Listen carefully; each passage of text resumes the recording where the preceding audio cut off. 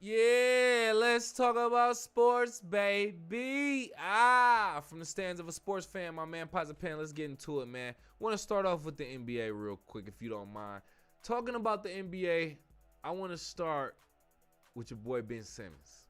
Ben Simmons, they allegedly say he took a jab at his former teammates going into this new season. He said, quote, "I feel amazing. I think this is the first summer where I've really had to just get healthy and get back on track to where I need to be. I'm super excited to be on Brooklyn, obviously. And then we've got a great team, a great coach in Jacque Vaughn. I'm so excited. I think this year is going to be a completely different year to the past couple." Then he continued to say, "I think just playing with guys who are just easy to play with, they just have one goal, and that's to win. I don't think guys have too many individual goals. I think the team is going to come first, and I think the culture that Jacque Vaughn and Sean Marks are building now has been incredible," end quote. So a lot of people were saying he's taking shots at Joel Embiid, a former teammate, Philadelphia 76ers, mainly because Joel Embiid was the former NBA MVP. So they think he's taking shots at him for that individual award. What I want to say in that regard is this. Ben Simmons, you have no right to talk, bro. No right to talk. Your career best season, can I get into that real quick, was 2018, 2019, 16.9 points. We'll give you 17. 8.8 rebounds, 7.7 assists per game, over 79 games played. Well done. Played the majority of the season minus 3 games. Averaged 17 points, 8 rebounds, 7 assists. Well done. Last year, 2022-2023, 6.9 points, 6.3 rebounds, 6.1 assists, 1.3 steals, 0.6 blocks, and 2.3 turnovers per game. Not that impressive, sir. That's a lot of turnovers. You averaging 2 turnovers per game. You have no room to talk, especially take shots at the former NBA MVP. Watch your mouth, man. Are we expecting Ben Simmons to really show up this season? Do more than what he did in his career best in 2018, 2019?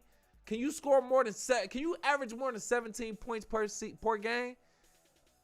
I'm not going to say I don't think so, but I don't think so. So why you talking all that stuff being light-skinned? Why don't you just wait to see what you're going to do, then talk mess? Just because you feeling good, because you at the gym. I feel great when I'm at the gym. That don't mean I feel like I'm about to do better than Joel Embiid in the NBA. Goofy.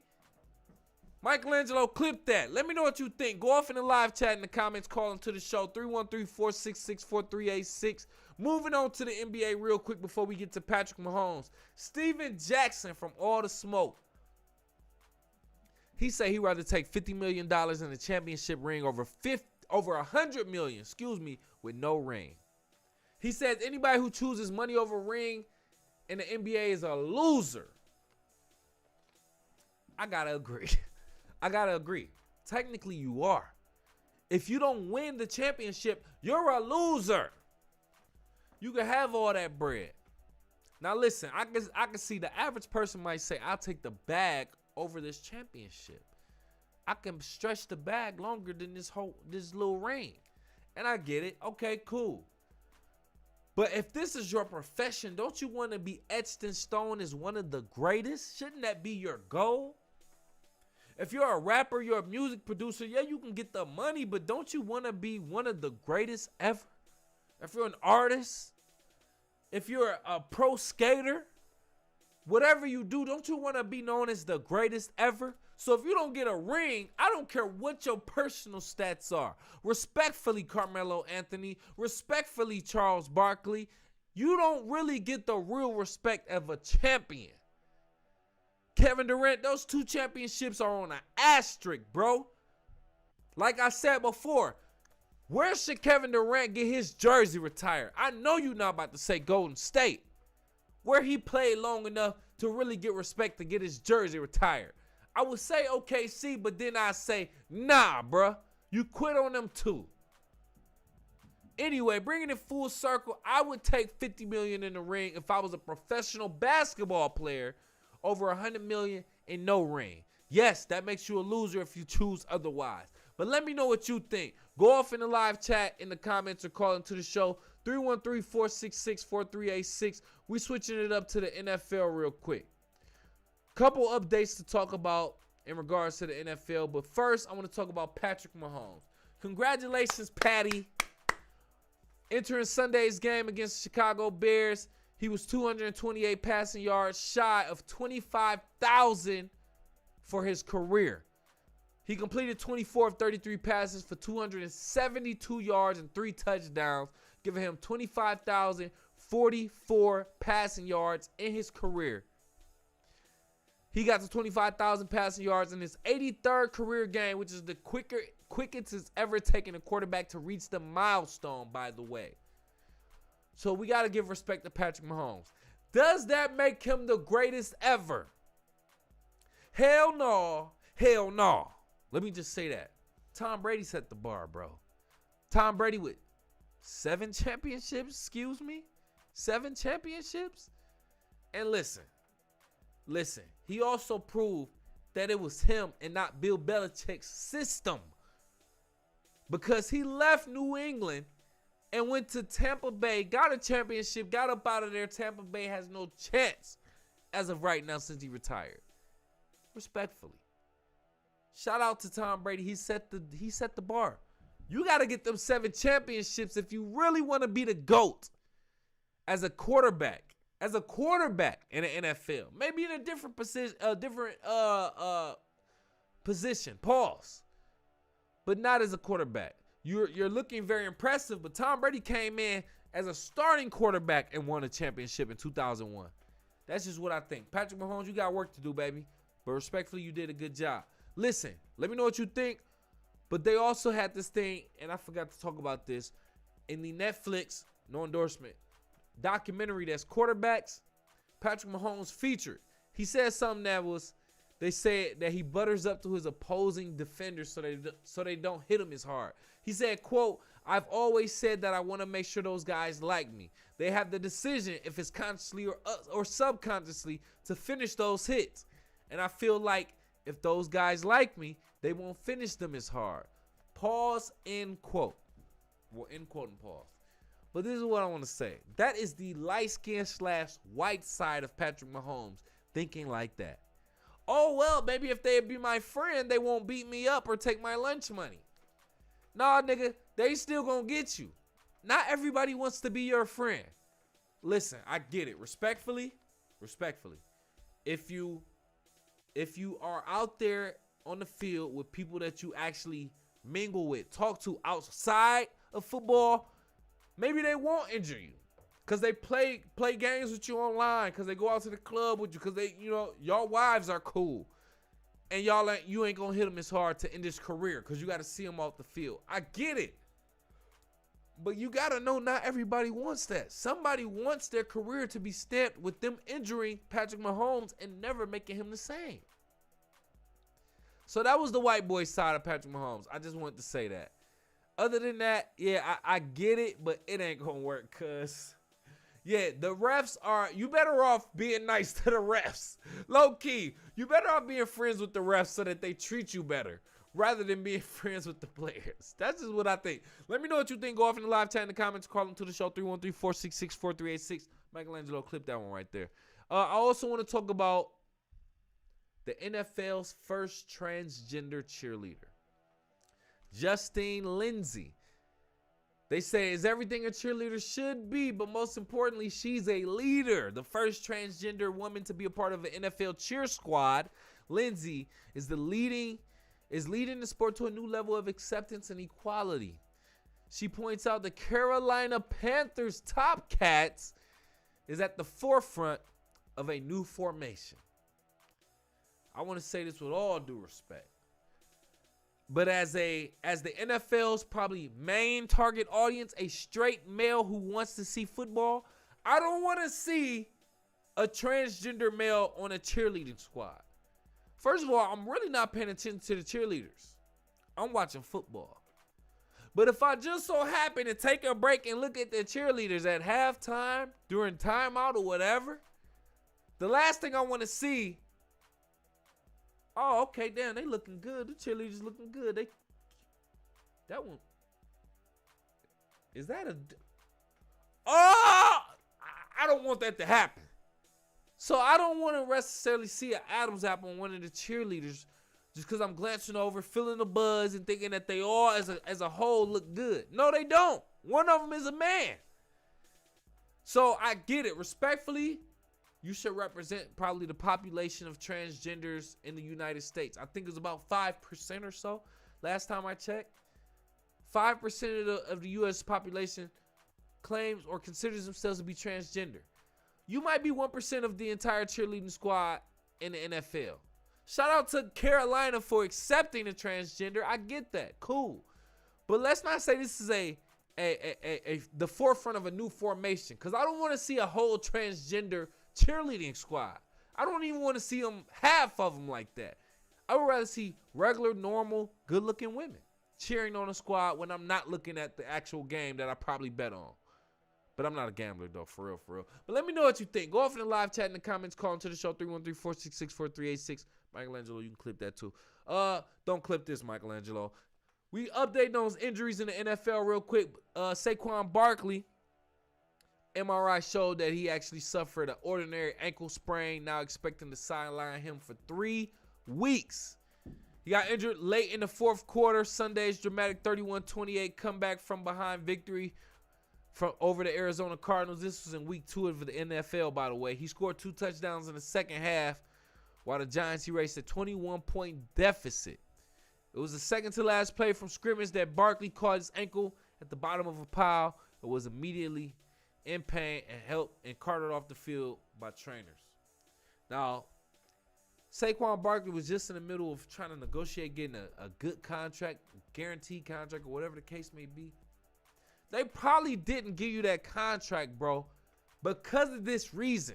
You are known to be injured. You are consistently injured, bro. Nobody wants to invest in that. With that being said, they probably saw this coming. This happened two weeks into the season. 2 weeks into the season. Now you're out for 3 games. 3 weeks at least. With that being said, bro, yeah, you probably need to go back to the drawing table with that negotiation. Because if you can't play, the best ability is availability. You ain't available to help us win games. We don't care about what you do when you are there. We want you there all the time. But anyway, Saquon Barkley out 3 weeks. Cowboys cornerback Trayvon Diggs suffered a torn ACL in practice. During 101 period in practice, specifically. Oh, man. He's on crutches and everything. Undergoing MRI, they revealed the tear of his ACL. Now his brother Stephon Diggs paying homage to him during his games. Trayvon Diggs, just to let you know how significant he was on the Cowboys defense that ranked number 1 in NFL yards allowed and points per game through 2 weeks. Since entering the NFL in 2020, Trayvon Diggs had 18 interceptions, tied for the most in the NFL with J.C. Jackson from the Chargers. Very significant in the Cowboys defense. By the way, the Cowboys just lost. They just lost the game, by the way. So it's very, very unfortunate. Cowboys lost to the Arizona Cardinals. Yep, they just lost to the Arizona Cardinals, by the way. Arizona Cardinals were 0-2. Cowboys 2-0. Just lost. Cardinals don't even have a star quarterback, Kyler Murray. And they took the L. It was a pretty bad L, by the way. But anyway, with that being said, with them not having Trayvon Diggs, was it that much of a difference? Possibly. But we would never know. Injuries are natural in professional sports, specifically the NFL. With that being said, get well, Trayvon Diggs. Also want to talk about Christian McCaffrey and the 49ers winning their 13th straight in the regular season, beating the Giants 30-12. This was starting off week 3 on Thursday Night Football. Did you hear what I said? 13th straight regular season game. This goes to last season, which means them boys are not playing, bro. We got to put some respect on their name. Now, it ain't like they won a championship last season, so you ain't finished. But they are killing niggas in the regular season right now. Christian McCaffrey, he's a white boy with wheels. He is killing them on the field right now. We got to show some respect. Then, this week, the Denver Broncos took the heaviest L to the Miami Dolphins. 20-70, bro. 20-70. Miami Dolphins put on an offensive clinic, beating the Broncos in their home opener and scoring the second most points in by a team in a regular season game in NFL history. Just to let you know, the NFL record for one game is 73 points by the Chicago Bears in the 1940 NFL Championship. The regular season record is 72 points held by the Washington then Redskins, now Commanders, in 1966. So they had the ability to set the regular season record and tied the all-time record by kicking a field goal. They literally had the ball late in the fourth quarter. The Miami Dolphins had the ball on the Broncos' 28-yard line. Had the ability to kick the ball and tie the record and beat the regular season record, but they chose to kneel. Out of respect? Out of good sportsmanship? Do we respect good sportsmanship in the NFL? This is what I want to say. If y'all really care about them and how much they score and not embarrassing them, you wouldn't have scored 70. Or you would have at least gave them an opportunity to catch up. Other than that, I think the Miami Dolphins are weak as hell. That was a weak-ass move. You should have scored the 73. From the stands of a sports fan. As a sports fan, we want to see records get broken in live time. We want to be able to say we were at that game where they scored the most points. Y'all robbed us. Miami Dolphins, I think the fans should boo y'all for that. That was weak as hell. Michelangelo, clip that up. Let me know what you think. Should the Miami Dolphins have kneeled or should they have scored that field goal? Go off in the live chat in the comments or call into the show, 313-466-4386. I want to talk about Kenneth Walker III real quick, if you don't mind, with the Seattle Seahawks, who beat the Detroit Lions last week. By the way, Lions should have won. Geno Smith, the starting quarterback. Kenneth Walker III, the running back, helped them beat the Carolina Panthers 37-27. What I will say is Kenneth Walker III, coming from Michigan State University, is a dog. He is a dog. He was killing us, Detroit Lions, last week. And he was a dog at Michigan State. Now, it doesn't usually transfer from college to the pros, but for him, it looked like it is. And the Seattle Seahawks look like a legitimate team. And it looks like Pete Carroll's system is actually working.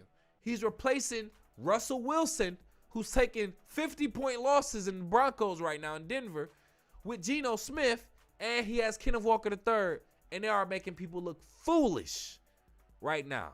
So shout out to Kenneth Walker III. I just wanted to show respect where respect is due.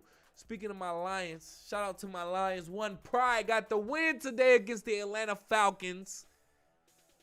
We are now 2-1 in week 3 of the NFL. We need that win. We face the Green Bay Packers at Lambeau Field next week. We need that dub too. Jordan Love is looking pretty good in Green Bay. They got another win this week. We need them to take an L. The Vikings took an L this week. They're like 0-3. It could be a cakewalk for the Lions to the playoffs. But we got to get rid of Green Bay. Jordan Love, the rookie quarterback. Well, I ain't going to say rookie. First year experience as starting quarterback for the Green Bay Packers. I'm hoping Jared Goff and the boys put them to sleep next week. Theoretically. But that's what I think. Let me know what you think. Go off in the live chat in the comments or call into the show, 313-466-4386. If you don't mind, I want to transition to college football real quick, because we got to do updates on that. Number 2, Michigan beat Rutgers. They are now undefeated. They are still undefeated, I should say. I believe they are 3-0, if not 4-0. We about to correct that right now. But shout out to Michigan. Doing their thing. Michigan football. Excuse me. Yes, they are currently. Oh, yeah. 3-0. Sorry, 4-0. 4-0. Number 2, Michigan. We're in week 4 of the college football regular season. So shout out to Michigan. Michigan State, unfortunately, need the ball up their entire season and throw that shit in the garbage. They just took another L to Maryland this week without Coach Mel Tucker, who just officially been fired. By the way, he was recently suspended. Now it's officially announced that he's fired. We all saw this coming. Think he has a hearing in October. They fired him before the hearing. Coach Mel Tucker made a statement talking about how he feels like Michigan State didn't do their due diligence. They did a lot to cover it up. The timeline of everything wasn't right. Y'all knew about everything in December, but until some stuff got leaked, now y'all want to take action against me, which I agree with. That was some shady stuff, Michigan State. But you dropped the bag. You dropped $90 million and possibly ruined your relationship and your name for phone sex with a chick that's not even that attractive. All right, it is what it is, man. Michigan State. I watched Notre Dame against Ohio State. Very interesting game, bro. Great game. That's an entertaining game and a great game. But Notre Dame took the L to Ohio State. What I did know is Notre Dame has not beaten Ohio State since 1936. When they said that during the game, I said, whoa, did they say that correctly? Did I hear that right? Googled it, 100% correct. Notre Dame has taken hundreds of L's to Ohio State for like 80-something years, bro. 80-something years. They had to lead, not the entire game, but they had to lead all the way in the fourth quarter up until 3 seconds left. Ohio State at the goal line, their second attempt to score, finishes the game. They couldn't hold on for 3 seconds. Finishes the game, running the ball, and scoring a touchdown. And beating Notre Dame in South Bend, Indiana. It was embarrassing. Notre Dame. That means somebody who goes to Notre Dame right now, their grandfather who went to Notre Dame has never beaten Ohio State. Never seen a dub against Ohio State. Their grandfather and their father and now them. Never beaten Ohio State. 3 generations of taking L's at the least. It could be somebody's great-grandfather. Notre Dame, with that being said, bro, I don't know what y'all need to do, but y'all got to change everything. Everything needs to be changed up in Notre Dame. But speaking of L's, Colorado, Coach Prime, they took their first loss of the season to Oregon. 42-6. No touchdown score. This embarrassed Colorado, if you ask me. Coach Prime admitted, he said this was an old-fashioned butt kicking. And I get it. Yes, it was. But I feel like it was necessary. Now, a lot of people was already praying on Colorado and Coach Prime's downfall. Okay, cool. Call it what you want. I think this was necessary for Colorado. Absolutely necessary. You needed to see where your flaws are, especially without Travis Hunter right now. You don't have Travis Hunter for a couple more weeks, and you got big games coming up. So you need to figure out what you need to do to adjust. All right? Go back, watch film. Shador, get your ass out that Rolls Royce and go watch film like Tom Brady said. Figure out what y'all need to do. You had less than 200 passing yards, sir. You were doing 500 yards, 300 plus yards in the previous games. Now you less than 200. What's going on? Tupac Shador, Shiloh, what y'all doing? Got to make adjustments. I feel like Coach Prime is your perfect opportunity to take them boys to the lab, show them on film where they made mistakes, make them adjustments. Y'all got to make them adjustments. Playing USC next week, need to bring that A game against USC. I think that officially knocked them out of the AP top 25. They were ranked 19. Now they're out. So USC is a great test for them next week. Let's go, Colorado. Let me know what you think. who you got winning that game? Go off in the live chat in the comments or call into the show. 313-466-4386. Switching it up to the last topic in regards to sports real quick, if you don't mind. Got to talk about boxing. Canelo Alvarez versus Jermell Charlo. That's next week, Saturday, September 30th, by the way. Jermell filling in for his brother Jarmell, who was supposed to initially fight him. There were some reports and rumors saying that it was a trick. It was some type of publicity stunt saying that Jarmell was supposed to fight him when Jermell was supposed to fight him this whole time. They just made it seem like Jarmell was.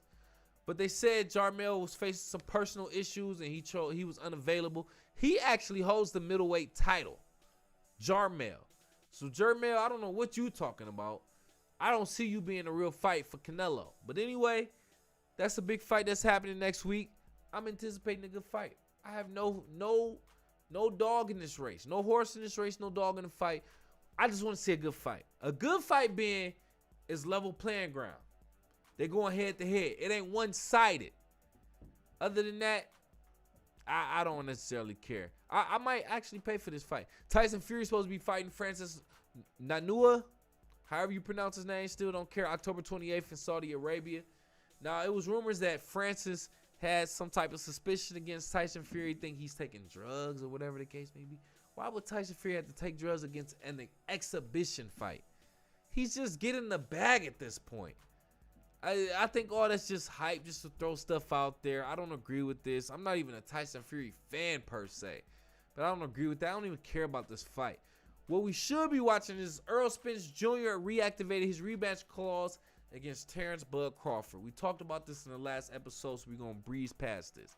What I will say is there were reports saying that they were going to possibly fight at 154, but now I'm seeing other reports saying that they're going to stay at 147. I don't know which one is true, but they're saying the fight is supposed to happen in December. What I will say is this, Errol Spence Jr., if you don't go back to the gym and really prepare for this fight, and it's one-sided again, I don't want to say you should consider retirement, but maybe consider going a weight class down. This just ain't for you, homie. You met that brick wall, Terrence Bud Crawford.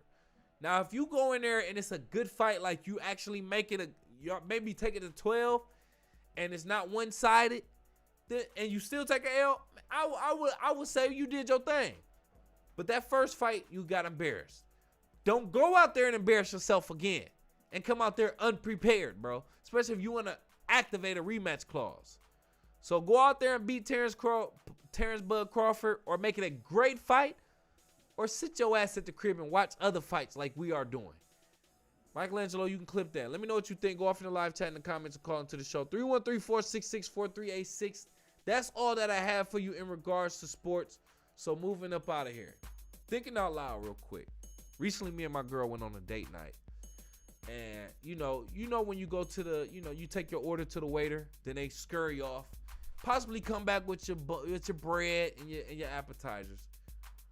But then time go by, you wait about 30 plus minutes on your food. You even looking at other people get their food. Your waiter's just going to other tables, entertaining people, laughing. And you like, where's my food? They come to your table and say, hi, is everything okay? Your food will be out shortly. No, duh. I know my food gonna be. Bring my food out. Don't come to my table just to tell me my food will be out shortly. You're doing that just to comfort me. That's not comforting. You know what's comforting? My food. So I don't like when they do that. Don't come by just to tell me my food will be out shortly. Come out here with my food. That's just me thinking out loud. Let me know what you think. Go off in the live chat in the comments or call into the show. 313-466-4386. We about to switch it up and get up out of here, man. Do me a favor first and foremost. Kick it with KCMC on all social media at KIWKCMC. That's Kick It with KCMC.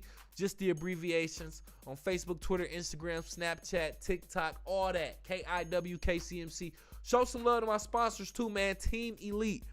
They're on Facebook, Twitter, Instagram, also at Team Elite 313. That's TEAMELITE 313 on all social media platforms. And check out their premium urban-based athleisure wear, t-shirts, sweatshirts, hoodies, Tech Fleece jogger sets, varsity sets, and more. It's all on their website, teamelite313.com. Ask your mom. Use that code KIWKCMC, baby. Appreciate you for kicking with KC. If you got this far in the video, hit that like button, please, and thank you. Appreciate it. Make sure you donate a couple dollars to the show so we can grow. If you got it, get some better lights up in here. You feel me? Hey, man, make sure you share the content. Tell a friend to tell a friend. Check out my single, Juice and Hands and Knees. I got the links in the bio, in the description right now. And I appreciate you for rocking with us, man. We're going to do some more episodes real soon. We out.